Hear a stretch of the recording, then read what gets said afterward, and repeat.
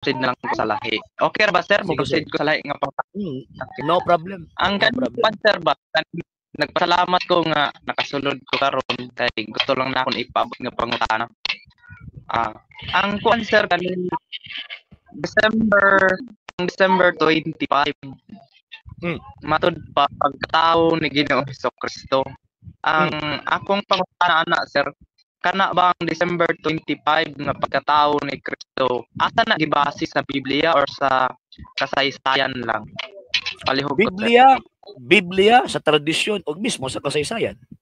Sa Biblia kay makitaan man nimo, mailhan man nimo ang usukan pa ba imong sabton ang sitwasyon sa nakasulat sa balaang kasulatan. For example, kanang sa panahon sa pag-offer ni tawag inang Zacarias, kanang St. Luke chapter 1, ang pitsa ana September 25. Nga naman kay iyaham ng turno niya every year na ana sila tawag inang cycle o niya natunong si Zacarias ana nga papa ni St. John the Baptist nga mag-offer siya sa panahon sa Day of Atonement, Leviticus chapter 23 verse 23. So every Day of Atonement mag-offer sila og tawag anang insenso. Og natungnan din na si Zacarias nga papa ni St. John the Baptist. Unya kung imong tan-awon na or atong tan-awon na sa Gregorian calendar natunong na September 25. Nga naman kay sa ulugo nila ang Day of Atonement 10th day of the month of Tishrei. Unya kanang Tishrei equivalent na sa ato ang kalendaryo Gregoriano from September 15 to October 15. So buti pasabot ang ika-10th day nila dito sa month of Tishrei sa tuad dinhi September 25. So September 25 nahitabo ang anunsasyon unya pagka ika-unom ka bulan miadto si Anghel Gabriel dito kang Santa Maria sa pagpahibalo nga ang iyahang tawag ining si Santa Maria mahimong inahan sa Dios nga si Ginoong Jesucristo nga mahimong tao. Ang giingon sa anghel ika-unom na kabulan karon. Wan ingon ang anghel nga ika-unom na kabulan kagahapon or ugma ba o sunod adlaw. Ang giingon niya ika-unom na kabulan karon ang pagsabak sa imong ig-agaw nga si Elizabeth. So balik ta dito September 25 katong kang Zacarias kay mamunta ang anunsasyon. September, October, November, December, January, February, March 25 mo na simbahan Katoliko magsaulog mi og Feast of Annunciation every March 25. Unya ang bata ang normal nga pagkatao or pagpuyo sa bata sa guangkan sa inahan 9 months. So sa March, April, May, June, July, August, September, October, November, December 25 mo na ang pagkataong Kristo. Next question.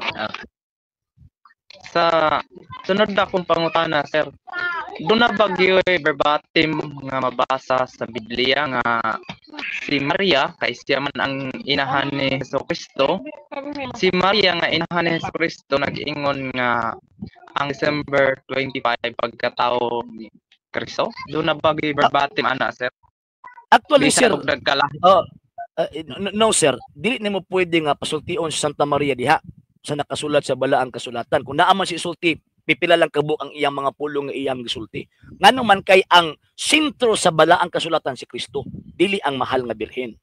Pero based sa gitudlo sa mga apostol nga di nakig-uban, especially St. John the Evangelist, na nakig-uban sa mahal nga birhen, ginasaulog nila na mabeto St. Theophilus, mga around 120, si Hippolytus of Rome, ilahan ang gisaulog na sila celebration concerning sa pagkahimugso ni Kristo December 25. So mao na nga gikan ana nga panahon 1st, 2nd and 3rd century na awat na dawat na siya nga teaching og practice nga si Kristo na himugso December 25. Okay.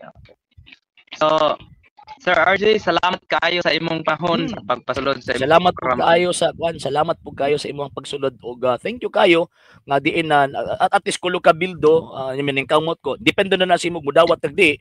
Ang pinaka-importante is daning kamot ko sa pagtubag sa imuhang gitawag pangutana. Sa hindi pa po nakapag-follow sa mga pages po natin, i-follow niyo po yung mga pages po natin, RJ Horolanciano II, TV Apolia Punto Argumento page, Kuya Apologist TV page, and RJ's Vlog 2022.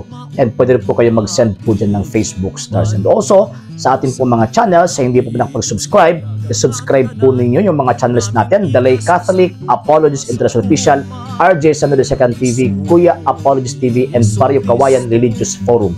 And pwede rin po kayo mag-send po dyan ng super sticker, super chats, and super thanks. And maraming salamat po sa mga kapatid at mga Katoliko na always pong tumutulong sa programa po natin.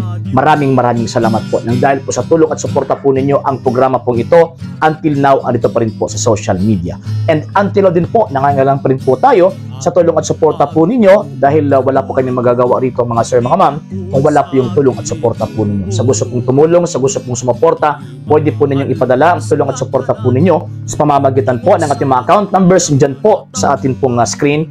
And pwede nyo po kaming i-message sa ating pong page kung via remittance po yung ipadala po ninyo. Maraming salamat po in advance.